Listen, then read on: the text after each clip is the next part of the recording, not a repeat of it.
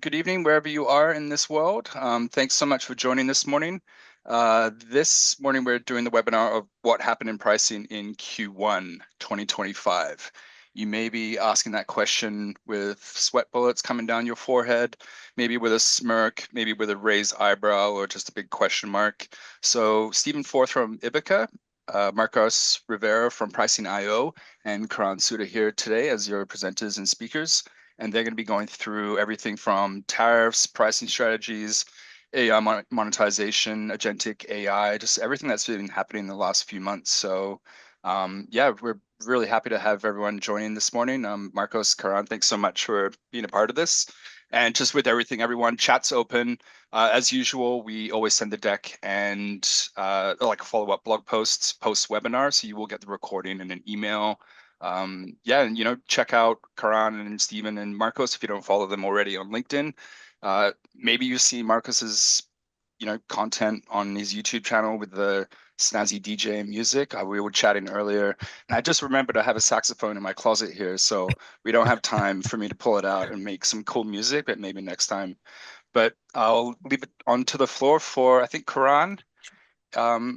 We'll have you, sorry, Marcos, Karan, and then Stephen, we'll have you guys just do a little intro on yourselves. Excellent. Excellent. No, Liam, thank you so much, man. And it's fun. And I would love to see you jam on that sax. I really would. All right. We'll take 2 minutes. It'll be a lot of fun. But excited to be here. I'm Marcos Rivera, the CEO and founder of Pricing.io. Been doing this for a couple decades now, and I started my career just really building and growing software. So my perspective is more from an operator point of view, and helped a ton of different SaaS products figure out not just how to monetize their value, but how do you fit it with your positioning, go to market? How do you make it so that way you get that double digit growth? And I also wrote a book for helping entrepreneurs figure out how to get their arms around pricing and packaging for the first time, and help them sort of stop the guesswork and move to something that's more of a framework. So that's the quick on me, and I'm in San Diego. From sunny San Diego to winter Toronto. So my name is Karan. I am the director for sales up at Rakuten Kobo. I've led pricing teams for the last, 17, 18 years. I've worked across a variety of sectors from automotive to digital marketing to CPG, electronics hardware, SaaS, so you name it. So I've been around the block for as far as pricing goes and seen the transition. And obviously, I'm a big evangelist for the pricing community at large, and making sure, um, trying to get the word out a bit better. But yeah, so I'm looking forward to the discussion today, and hope to go through what we're seeing this year in pricing. Yeah, and Karan, not sure what happened, but your voice was breaking up a little bit there. It was a bit pixely. So I'm not sure if something changed there, but while I do my intro, maybe you can just take a look at your settings, because Sure. you're I'll up test it first. out. Yeah. Okay. So thank you, Karan, Marcos, two of my favorite guys in pricing. Marcos, your book is fantastic. Everyone should read it. I'm looking forward to a new one, because let's face it, the music has changed a bit. And In the works. yeah, so Steve, I am a CEO and co-founder at Ibica. My passion is really around innovation and how to understand the value that innovation brings, and then how to capture part of that value in pricing. And I got my start in pricing at Monitor Group, working with the gentleman Nagel. And those of you who are deep in the pricing world will know Tom Nagel as the godfather of strategic pricing. If someone had said to me earlier in my career that I was going to spend the last part of my career focused on pricing, I would have said, yeah, you've been smoking too much of the local substance. But in fact, pricing is incredibly interesting and important, because it's where all the different parts of a business come together. And I think that's why the people who get into pricing and value end up getting deep in. And we've got two guys here who are deep in. And without further ado, let's hear from them. Let's get the conversation going. So we're going to start with tariffs and knock-on effects. Then we're going to go and look at hybrid pricing because all of us are looking at how to move to and design hybrid pricing models. AI is a big deal. Virtually all software companies are doing or trying to do something with AI. But for that to be sustainable, it has to get monetized. And within AI, the paradigms are shifting towards agents. And we'll talk a bit more about why that is when we get there.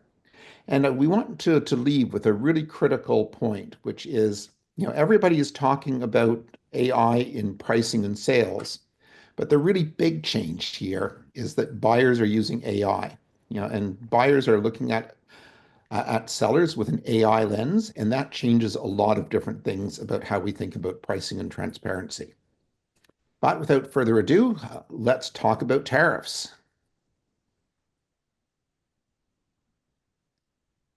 Oops, actually, no, did I miss the poll, Liam? Liam, next slide, please. Yeah, no, actually, Liam, let's do the poll. So yeah, so just to get started, just to help all of us get to know each other, just take a quick look at that list and let us know what are the critical pricing issues that you're faced with. You can give people a bit of time to respond.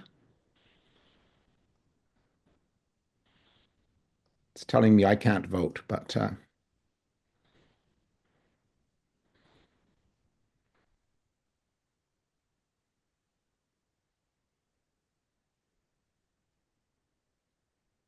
Steven, from what you see and who people you talk to, what's the one issue that you think is most common that you come across every day? oh, so I have to guess before we see the poll results. I think it's actually, well, I think there's two of them. One is adopting hybrid pricing, and the other is pricing innovation. Hmm. And of course, everyone in the pricing world always wants to talk about how to increase prices. But I think that the two most common themes are hybrid pricing and price. How do you price innovation? Or what I see. Marcos, what's your experience? Yeah, I think those are the right ones. Pricing innovation and making pricing more adaptive can be somewhat cousins of each other as well. But I do think that with things changing so constantly and so quickly, and new innovation hitting the streets, seems like every day. How do we capture the value of that is a question I get all the time. All right, I'm going to call it. We got pretty much everyone. So here we go. Wow. Oh, hybrid pricing did not. So you did better than I did, Marcos. So the adaptive one. I'm an adaptive pricing geek, and I didn't want to tilt it that way. But it's interesting to see adaptive pricing up there. And also a lot of talk about interest in outcome-based pricing. So we'll have to make sure we talk about that. Yeah, it's pretty even spread all around, though. I was a little surprised on that distribution. Yeah, it was interesting. Yeah. Karan, can you kick us off with tariffs? And the reason we picked on Karan here is he's had a very interesting set of threads on this on LinkedIn, worth looking up if this is a topic that interests you. Yeah, so everyone's no, I don't know anyone who I think topic was the flavor of the day all last week. It was small talk, it was water cooler talk, it was everything for the last couple of for the last couple of days. So we have to first talk about the intent, right? Like the intent of tariffs was simple, without getting into the politics of it, is to basically create this atmosphere for more domestic consumption and changed the trade barriers and change the conversation around it. And that's also a negotiation tactic where you can where President Trump obviously came up with a very high number and then negotiated down from there, which we saw yesterday. So all good news there. But here's it at the end of the day, I mean, there's a lot of controversy around how they were calculated. The simple assumption is that they use the trade deficit and use that as a percentage of how much imports they have, import value into US, and use that to calculate the tariffs. But two things that they added to that equation was one was this elasticity of import and this pass-through rate. I mean, but they both are controversial from various angles, but we have to just talk about the intent. The intent of adding those to that formula is one that, hey, that when elasticity of import is 4, which basically means, when the import prices go up 10%, the price, the demand goes down by 40%. That's based upon some prior research around that. And the research basically it's an aggregate research of imports across many, many countries and many, many products. And then they looked at what the elasticity of those products across all this combination of products and countries is, and they came up with a number around 3 to 4, and they use 4 here. And one assumption, which I think it's the most controversial and wrong, is that they assume that only 25% of the tariff cost will be passed on to the customer, and the rest will be absorbed by the exporter or the seller, or someone will basically absorb it, and will take away from the profits. But that's actually not true, because everyone I have spoken to the last couple of days is basically working with the assumption that all of the tariff is going to get placed and is going to get passed down to the end consumer. You already see in a lot of pricing pages, you've seen separate line items on checkouts where it says, hey, here's the import tax that's being added to your invoice.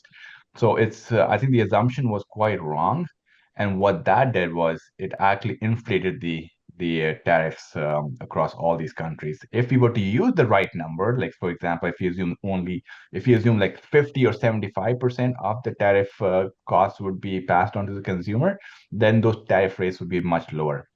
So I mean, that's crux what basically happened with that equation and where we are. The good thing is the tariffs are now lower. However, Chinese goods are still being taxed at 125%, and as a result of that, a lot of pricing models are getting broken right now. Like they're just breaking left, right, center because it's a big cost, um, and you just can't pass it down to the consumer. So I'm assuming a lot of pricing people are currently in war rooms trying to basically figure out how to mitigate that, working with supply chains and sales team to figure out a way to mitigate it, because this is a big number. And honestly, I don't think that this is going away anytime soon. Especially there is no reset button here. We're not going to go to 0.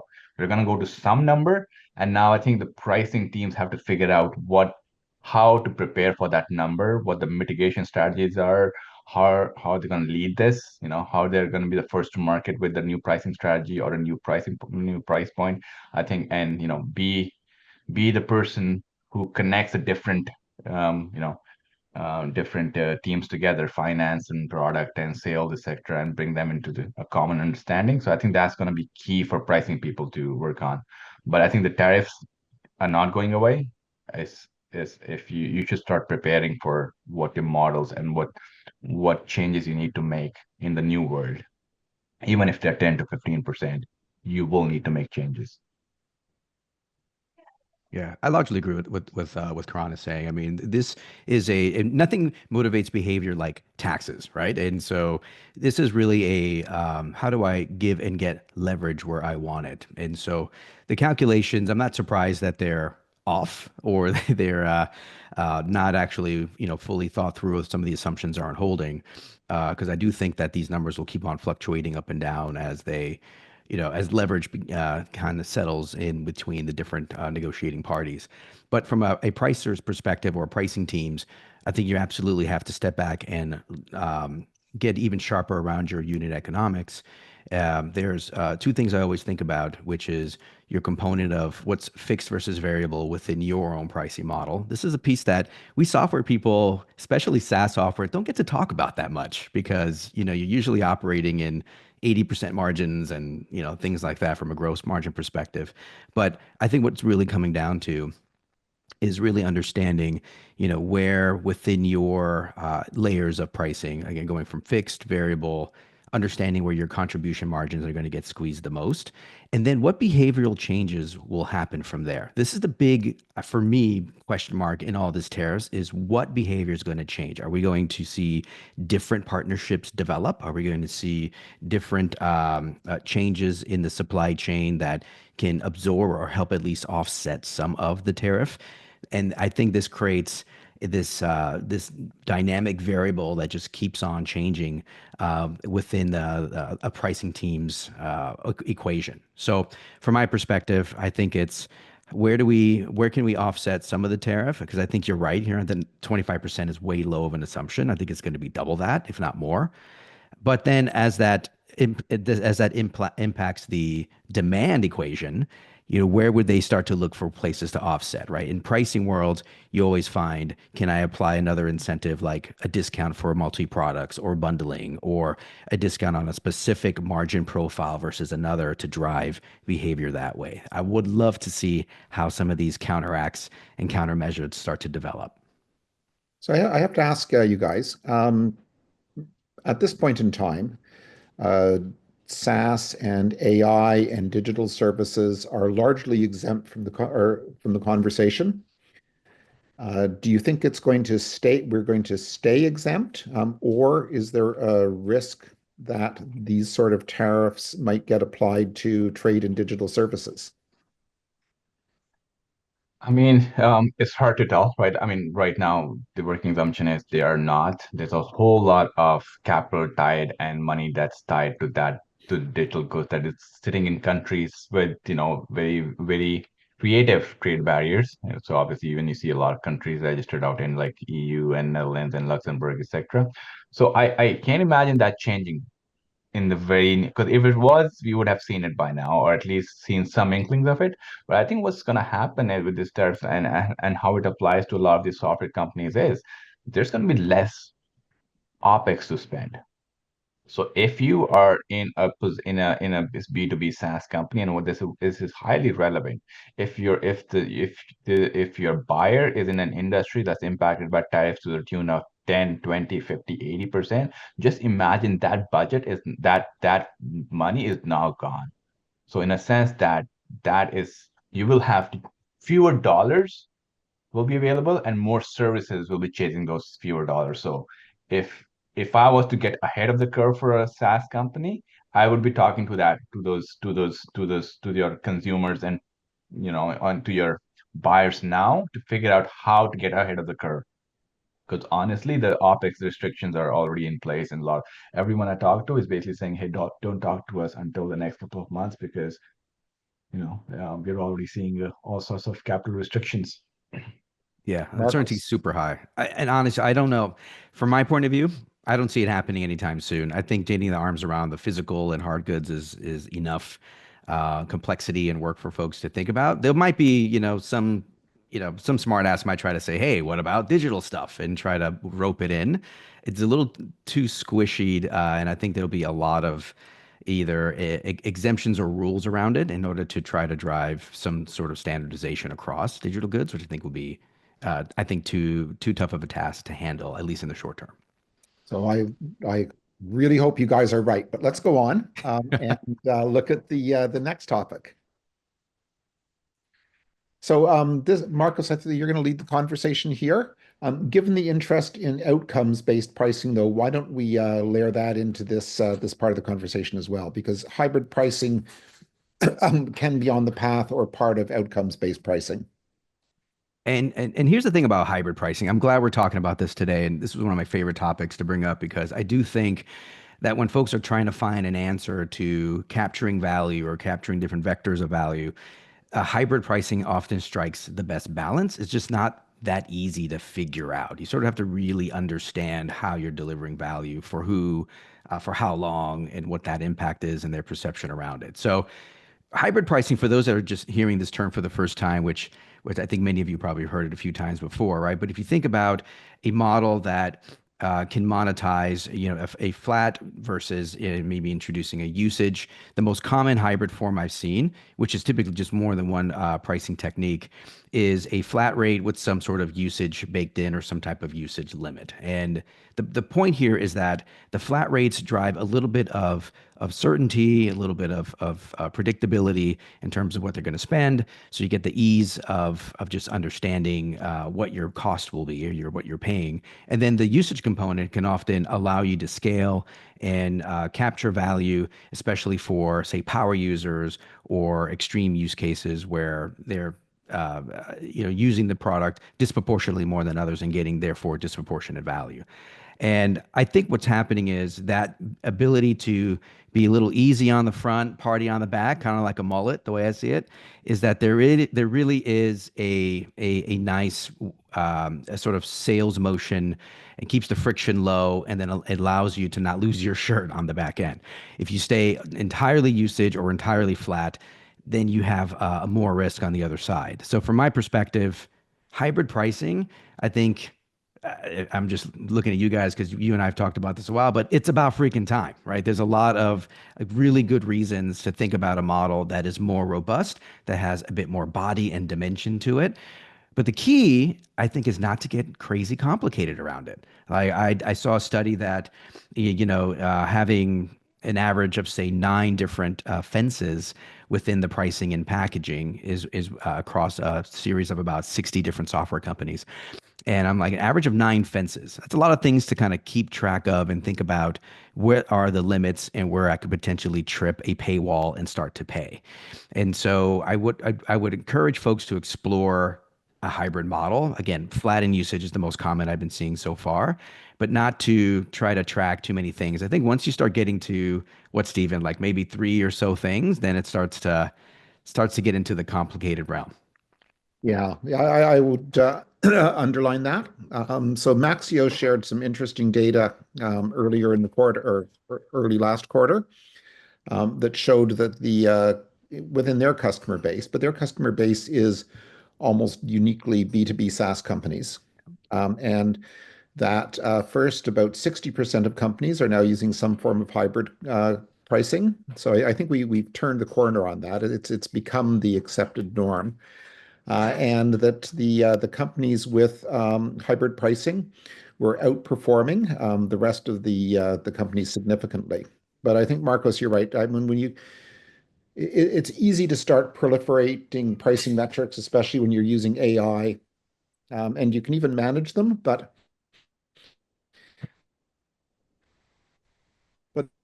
Yeah. Oh, the one question I want to ask Marcos. it does get difficult. In part, Is Stephen breaking up for you? Fran, did John? you? Just a It's little bit Steven. real quick. Yeah. That's Yeah. interesting. Okay, I don't know think what happened. now it's back to normal. Now it's all Okay. good. Um, so I'll just finish this thought, Fran, and then turn it over to you. Yep. So yeah, I think that having no more than 3 pricing metrics is generally ideal. So 2 or 3. And that number that Marcos shared about the number of fences is really interesting. Or fences, or sometimes other people I've noticed calling them thresholds recently. Though they're part of your pricing model. So you have to consider your fences or thresholds as part of your pricing model, and one of the things that can make it opaque or complex. So if the average is 9, that must mean that there are some companies out there that have 20 or 30. That's kind of scary. But go ahead, Karan. Yeah, I think what I want to just highlight, because there's for new companies that are starting up and developing new models and basically going out with hybrid, it's easy. I think that they have their path carved out a little bit, but I think there's a lot of legacy software that's still sitting as subscription and having a hard time figuring out what the right way to migrate those customers. And I think Alan Hollander in the chat sort of expressed that in his comment as well, as to, hey, the design of pricing is not an issue, but now the issue becomes migration, and it becomes a little bit of like, how do you, what is like, and Marcus, you might have more opinion on this, is what is the infrastructure requirement for hybrid? Because it's separate, it's very different from what was traditional legacy software. You could use any ERP, any financial ERP, and you're basically sending an invoice. And X number of people, X number of seats. Here you go. But now you're talking about like the new world of billing systems. So and what's your thoughts on what are the thoughts on that, and what are how do we get around those challenges Yeah. with billing and quote to cash, as Alan pointed out? Yeah, I think Alan's point is super good there. The idea behind the blended model itself introduces some additional rev rec considerations that you have to worry about, mainly because what's recurring versus reoccurring is kind of the big split I would start with, right? I think for a hybrid models that are, for example, allow you to pay say an X amount of dollars per year and you get up to, so many gigabytes or calls or usage or whatever it is.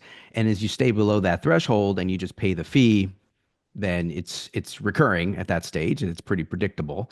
If you exceed the threshold, I'm opening up another door, which is the licensing paradigm. But the point here is you can sort of isolate the additional usage that goes beyond the allocation, right? If I give you X amount of calls, again, gigabytes and so on, and charge for that, that additional revenue is not part of the recurring equation. That additional overage or additional usage starts to become a bit of a reoccurring, and I think has a different classification, a different profile.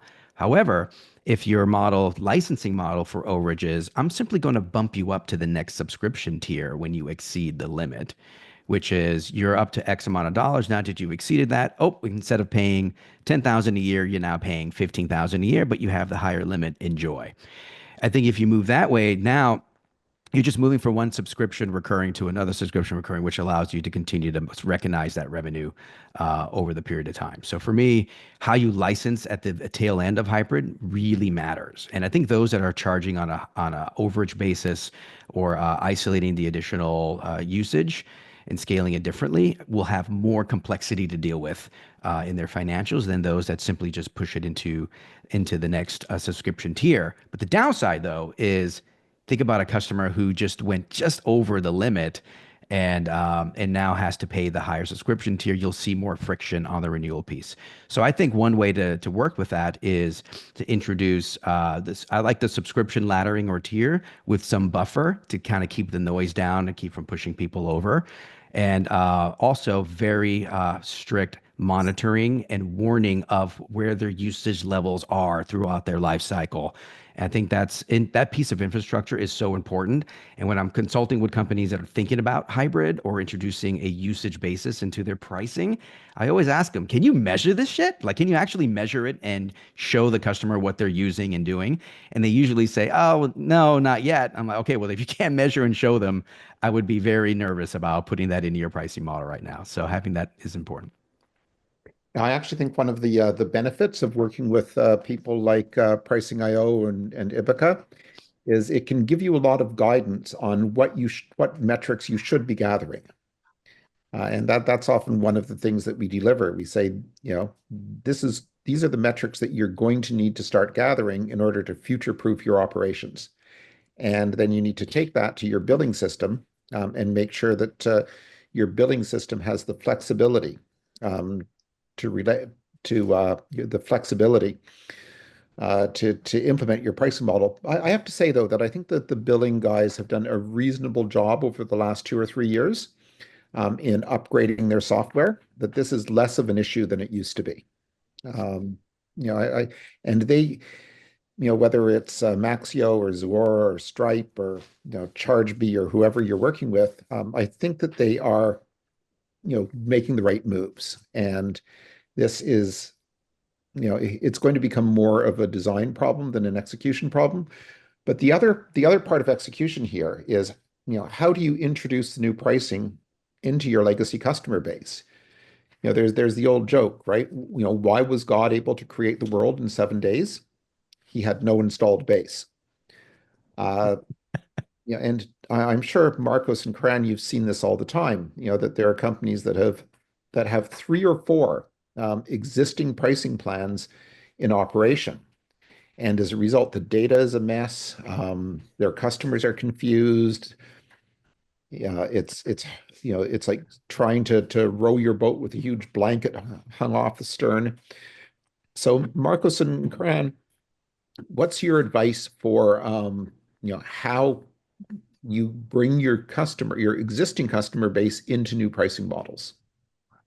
Yeah. So my 2 cents on that one will be that you got to look at your customer base and take the smaller customers and try to test out the new model with them.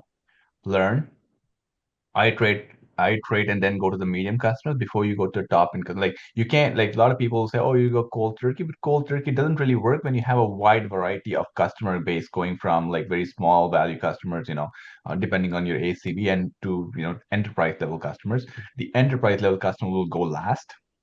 The small customers will go at first. You got to test and learn and then see, maybe it requires a little bit of, creative. It will having gone through some of this, it will require some creative pricing strategies of migrating people, giving them some discounts to migrate to the new strategy, keeping the discount for 1 year, and then tapering off that discount in the second or the third year, or, in the second year. It's like, you got to get them to try out the new product, give them a flavor of it, give them the value of it, give them the visibility, and then use that as a lever in the second and third year to transition them fully into. So if they were at paying 75% of their full price in year one, maybe they'll pay 80% the year two, and nine. Like, it's hard. If you're a big company, this transition is hard. So you got to take the baby steps before you go to the bigger ones, is what I would say. So I'll let Marcus chime in. Yeah, I like that a lot. But I would say that the secret behind any migration is the segmentation. So Karan, I really agree with that. If you're sitting with the base and you have a bunch of different legacies in there, and let's face it, right? You probably have some customers that had a sweet deal early in the early days. You probably experimented a few times, so now you got a bunch of wonky models back there. And what you're going to find is when you're trying to move the base to your new pricing and packaging, you'll have some customers that are just going to be paying like outlandishly different prices. You'll have some that are double, triple, some that might be paying half. I mean, you'll see it swing different ways, particularly when you change pricing metrics in the new model. So new model changes that are just, 5, 10% price increases are oftentimes those migrations a little bit easier to manage those. But then when you start introducing packaging changes, those get a little tougher because you might be touching on the experience of the customer in the base. They used to have access to this feature, now they don't, or they never did and now they do. So that adds more risk. And then third, when you start changing the stuff they pay for, that's where things can radically change. That's where if you went from a user-based model to maybe now you're charging by number of invoices or calls or transactions, and you flip the metric to something different, that's where the biggest swings come from. So in my view, when you're taking a base, you start with segmentation and you start breaking them up into different groups. The most common that I like to do, the two big dimensions are their propensity to renew versus how big and the difference in the pricing that they're going to pay. And what I mean by propensity to renew is that's basically code for saying how much value are they getting, right? How complex they are and what are they doing in the system.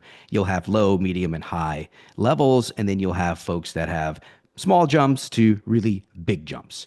Then from there, the big thing about moving to the new model is that you have to create different bridges from where they are now to the new model. And the idea behind that, I think Karan said a really good one. A common one is, hey, look, I'll take you a portion of the way there, but next year in your renewal, maybe I'll push you all the way. That's one way to do it.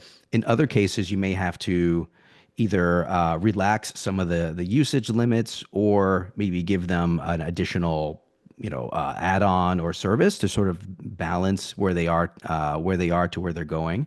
And that creates these temporary SKUs that sort of just bring them over the edge and gets them into the new model. You want to keep those to a minimum. You don't want to have 50 different, SKUs there.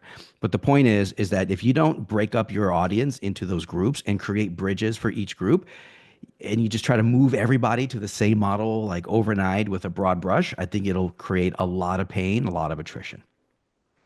Can I just share one of my pet peeves on this?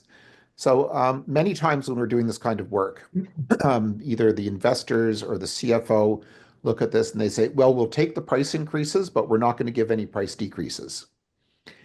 And I think that's a profoundly wrong attitude. If you've done a good job of designing your new pricing and it aligns well with value, then you should take the good and the bad together. And you should have modeled all this beforehand. But you can't, you can't say, well, I'm going to take all the price increases, but I'm going to deny any price decreases. I don't think that's fair or transparent pricing. And I think the AIs are going to drive us more and more towards more transparency and increased fairness. Why don't we go on to the next slide? Because we're going to talk a bit about AI and AI pricing. So Marcos, you want to keep going for us? Yeah, I mean, AI is here and it's smack in the center of a lot of pricing discussions away, right? And I think at first when we started seeing Chat GPT kind of really hit the scene and take off, people were curious and seeing how they were changing and fluctuating the model, flat fee usage and tokens. And what we've been finding is that the tokens and credit systems actually are sort of the way that you were able to meter and have a usage based that covered your costs and that folks were able to measure based on consumption. And those were from an infrastructure perspective, meaning like the core reasoning models and things like that, with lots of variability are still there. But I am noticing they're moving away slowly from these credits and tokens and really adding a layer. I think going back to the hybrid discussion we just had, where you pay a fee and you're able to get up to a certain amount, or you're starting to see tiers in terms of the aptitude and ability of the reasoning models. Why? There's so many of them coming out. I mean, there's Grok, there's Llama, there's, I can go on and on. There's like 50 of them, right? There's an arena, a battle arena that actually ranks them all, right, as they continue to come out. But what you're finding is that the 4.0s and the 4.5s, for example, more recently, have really jumped in terms of their level of reasoning.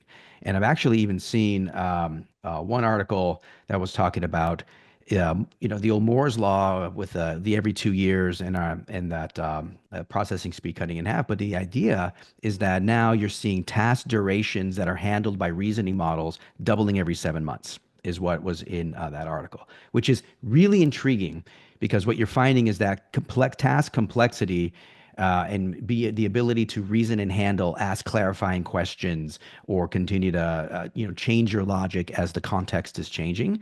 That's the big promise of a lot of these AIs and these agents, which we'll talk about here in a second. But the more important thing is, well, now that they're handling more complex tasks, you should be willing to pay more for the higher complexity or those jobs that they're doing versus less. And so what I'm seeing here is more tiers based on how sophisticated the new model is, and believe it or not, a improvement in margins for tasks that can be handled by the prior generation models. So that means these older models can step in, still fit the bill, and you can you can actually gain or recoup some of that margin versus some of the newer, more complex tasks. And I think the cycle of like new model coming in and complexity and then being trumped or overcome by another model that is more sophisticated and smarter is not going to slow down. I think that's going to continue. So for me, I'm going to see a lot more tiering.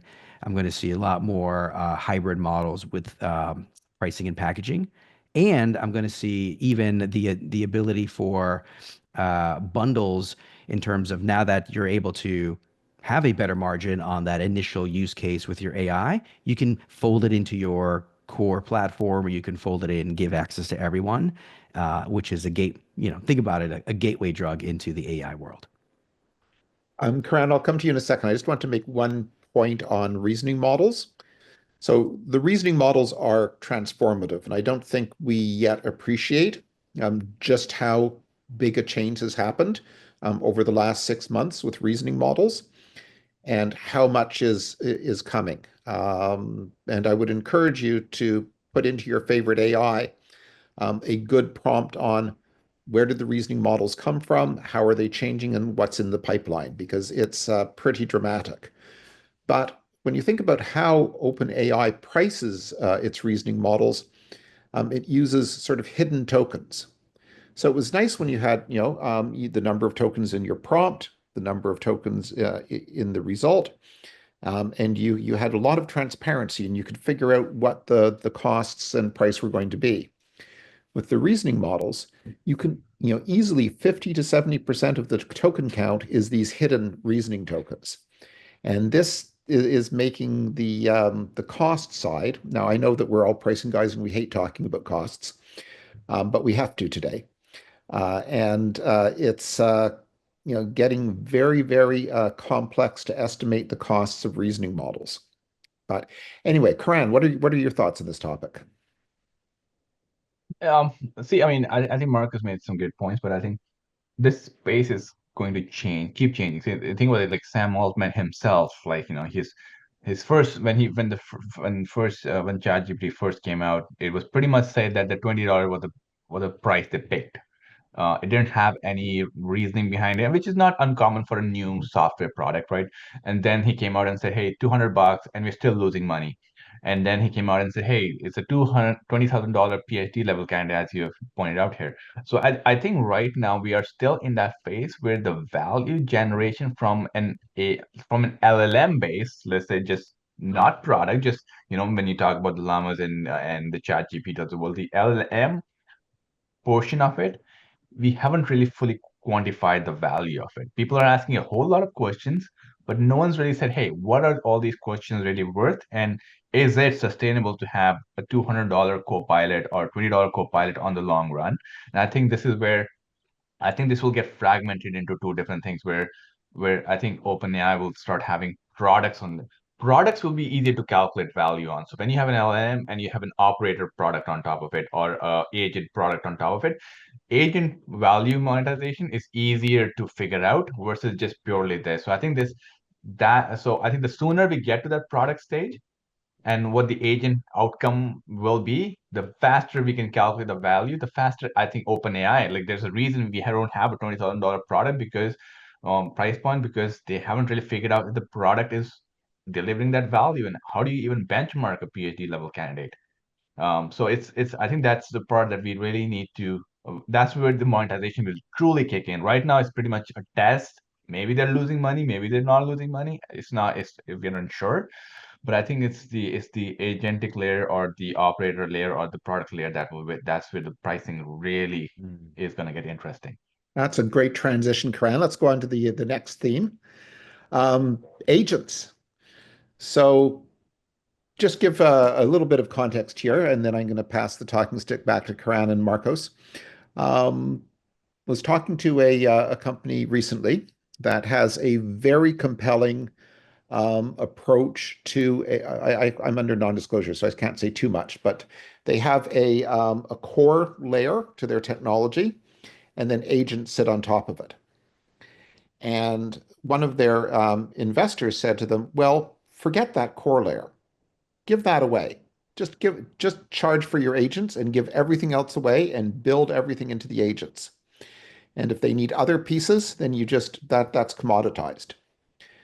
And I'm hearing more and more conversations like this, and this is an inversion, right? I think many people assume that you have a core piece of enterprise software and some agents buzzing around on the top of it, like little bees going out and getting the pollen and bringing it back to be processed by the queens inside the hive. But I think what we're seeing now is that this is getting completely inverted, and that there is talk, and I think it's still mostly talk today, but there's talk of all the value migrating over into the agents, and the enterprise platforms, whether it be Salesforce's CRM or SAP's ERP systems or Ibica's platform. All of these things are rapidly going to get commoditized, and the value is going to get driven into the agents. But have I been listening to too many, podcasts, guys? What's happening here? Yeah, I mean, I heard, for those of you who haven't, go to your YouTube and type in Satya and what he said about the agents and how the different layers of software and how agents will take over as the dominant interacting layer with the data layer. And it's interesting here because what we're talking about here is, like, when you think about software, right? There's data, there's an interface, and there's logic, right? And it kind of just does a bunch of stuff. And so if the agent is able to handle a lot of that, thinking of, the old world of, coding and typing in a command, and the system follows the command, to then you have these sort of microservices that you can orchestrate and work in these n-tier architectures, and then now you have these agents. I think what he's really getting at is what you just said, Stephen, right? Is now the shift and focus now in driving most of the logic, and therefore the value with the agent executing, versus where it all started. If you think about 2 years ago, Stephen, right? It was this mothership, and you have this extra new shiny thing called AI kind of on top of it, or maybe off to the periphery, and then started making its way closer and closer into the core platform. And now it is part of the core platform, or it is the core platform. I think where companies are moving towards, I'm not sure if agents are there quite yet, but there is I think the more logic it starts to take on and the more it starts to execute, the more it becomes the platform itself. And I think some companies have said that explicitly. So think Google, for example, right? For anybody here on this call that uses the Google Workspace, and notice that as soon as they started going down and pushing Gemini, you started seeing these little pop-ups in your Gmail and on your screen of, hey, try Gemini, try it out, add it on, do this, do that. And now they've completely switched to, guess what? Gemini is just embedded in everything that you do. And now I see it in my and everywhere across Google. ClickUp, the big collaboration project management software, has also went from an AI add-on that was just simply there that you could choose to buy. Now it's infused in everything that they do. And so, Steve, I think you're right. I think you are seeing an inversion in that AI, instead of this extra thing, is now becoming the main thing, and then you're going to build around it. It doesn't happen overnight, but I do see that shift happening. And I'm just going to go quickly because I want to get to the buyer side stuff. But just quickly, so this week was interesting in terms of agent pricing.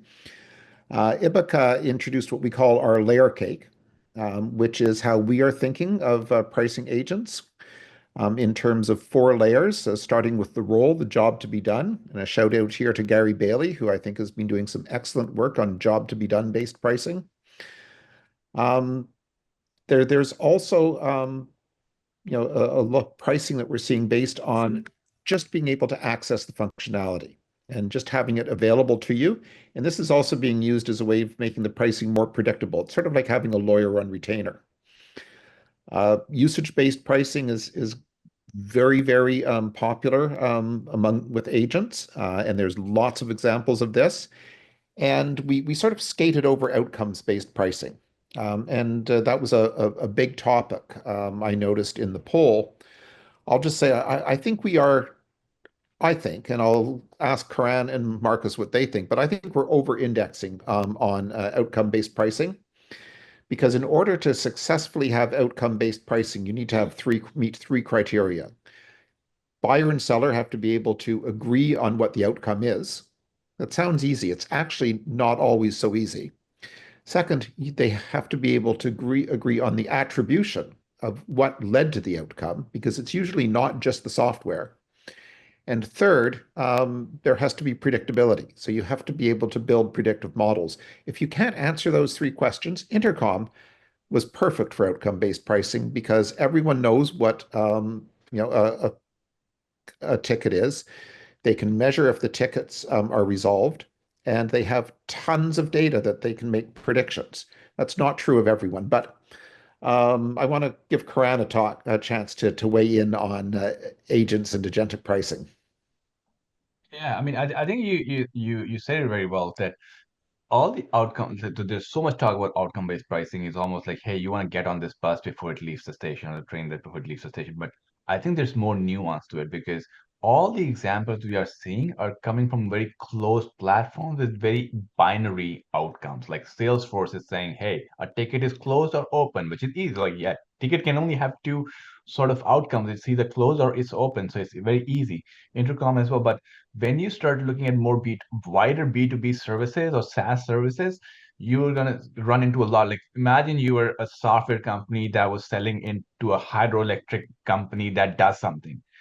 Imagine the outcome conversations there, because the value so as you pointed out, value calculation, first of all, is going to be is one difficult job. Like, just calculating value of a product for a consumer and just aligning on that is a tough task. And from there, like, attribution that, hey, this is attributed to my software or my service and not just because your business was doing well, is there's so much nuance there.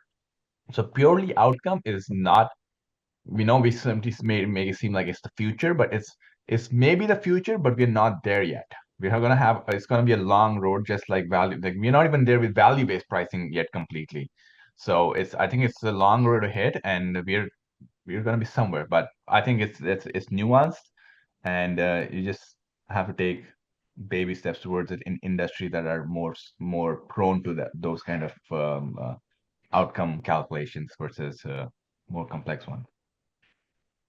Yeah, high five on that one as well, Karan. And I think this agentic AI pricing layer cake is a super interesting framework. And I think from my perspective, really nails on kind of the degrees in which you can price. It's very similar. I was thinking about this as well in a very similar fashion, which is first you get the alignment, then you get the adoption, then you get the attribution, right? And it sort of happens in that sequence. And that's not easy to do. It depends on the job they're doing, the stakes behind that job.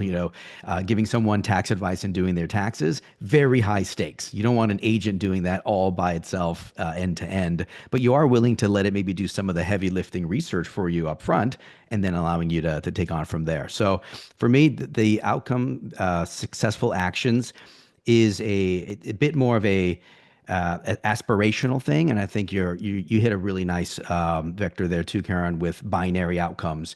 If the outcome is highly variable or difficult or can change, it makes it harder to measure that outcome and then measure the attribution. But if it's a yes no, either like for an SDR, you get the call, you don't, or for a ticket, or you close the ticket or you don't, I think that's going to be the first wave. I agree with you.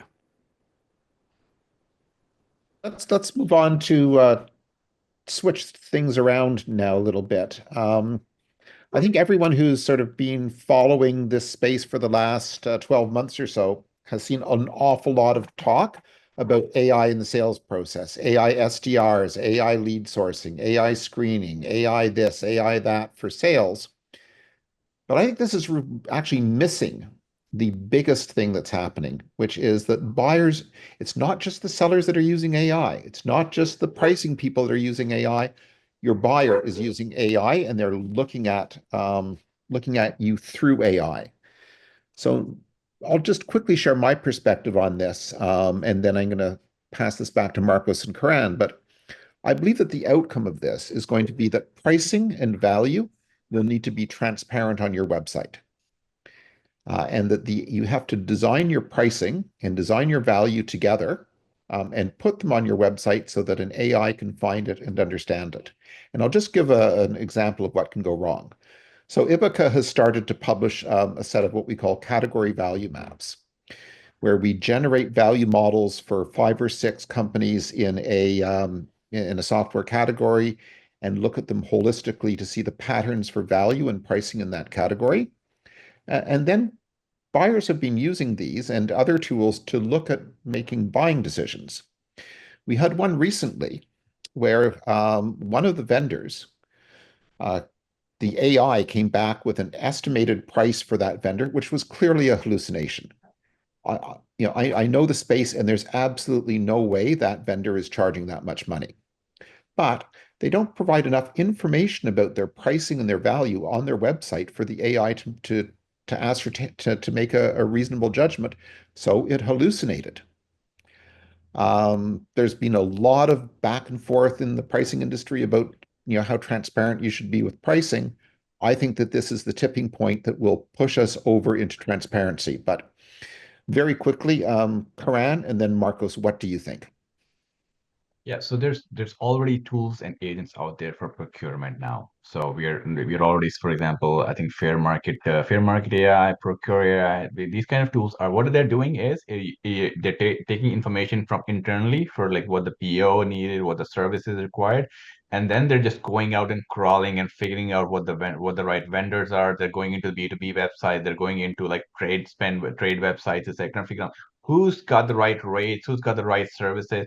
So I think you're right that you need to now get to a point where publishing prices may become a norm, especially if you are a kind of service that goes to this RFQ model, or so I think that's going to be a baseline. But I think what really needs to also happen is that we need to figure out how these agents can talk to each other. And I think that I'm very unclear on that part. Like, are they really talking to each other well? And that's because that will be like, what if, you have everything on your website, but the agent comes and crawls your information, but can't find it properly and doesn't know how to interact with it. So that's going to be an issue. But I think that's where, we hope more work will be done. But this is already happening. There are AIs talking to AI in procurement. I've seen examples of that. So it's happening.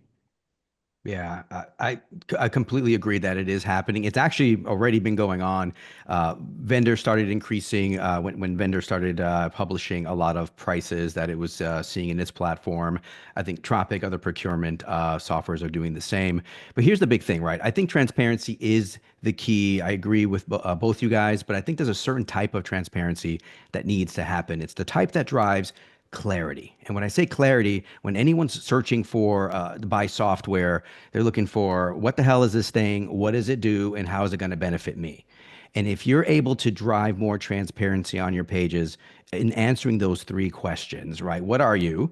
What do you do? And how do you benefit the customer along with pricing elements? How does the price change, the drivers behind it, what matters? Those key things, you will then avoid AI in, making assumptions about you, hallucinating, and things like that. So I think transparency, but also clarity around the real differentiating value that you drive. You can't hide behind, fluffy words anymore. You're going to have to be super specific. Yeah, I agree. Guys, I think we're just about at time. So a big thank you, to Marcos and Karan and Liam. Do you want to just wrap up for us? Yeah, thanks so much everyone for joining. Yeah, really appreciate Marcos and Karan joining the session. If you guys haven't picked up, I know this may seem like a shameless plug. It's not, because I genuinely believe this, but Marcos's book, Street Pricing, I'm not a pricing expert, but it's been, reading that has just been great for my own individual learning. And, it's just like one of his chapters, so fresh, so clean. Probably looking for, are you going to make a sequel in the future, do you think? Street Pricing 2, what did Steven say earlier? The music always changes, or the pricing mode always changes. I mean, Steven loves poetry, so I think we should push him to do a pricing poetry page or something. Sorry, guys. I like just starting and ending with a good humorous joke. So yeah, same with you, Karan. We need a book from you and Steven. But yeah, everyone, you'll get a recording deck as well. So thanks so much for joining. Yeah, and it's just been great. It's great seeing Marcos and Karan. Really appreciate it. Always fun. Thank you. Thanks for having me It on. was fun. Thanks, guys. Thanks, everyone. Thank you.